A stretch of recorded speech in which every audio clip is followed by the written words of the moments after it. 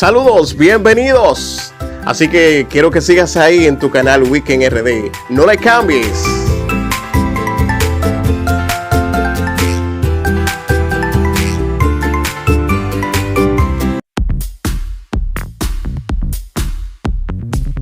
Sí, hoy hablaremos de este actor, Jim Carrey.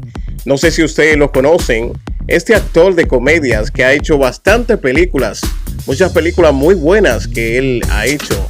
Tales como Una pareja de idiota, La Máscara, Ace Ventura y recientemente la película de Sonic.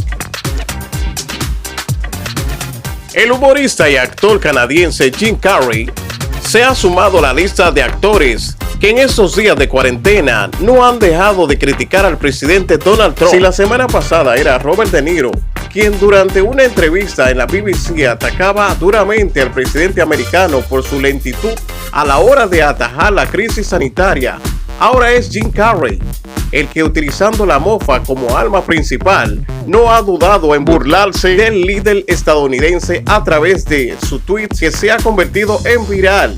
En su mensaje, Jim Carrey aprovecha un discurso en el que Donald Trump critica a Barack Obama y se graba tosiendo en la cara del presidente, así colocándole un pañuelo en la cara.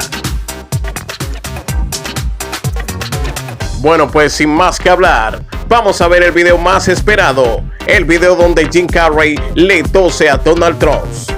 No le cambies.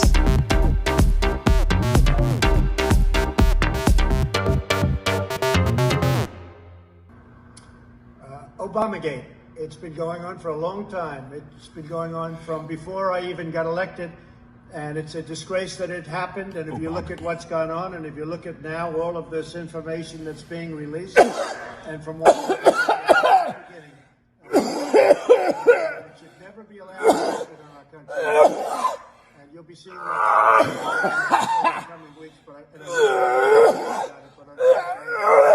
not to do so. Yeah, John, please. You know what the crime is. The crime is very obvious to everybody. All you have to do is read the newspapers, except yours.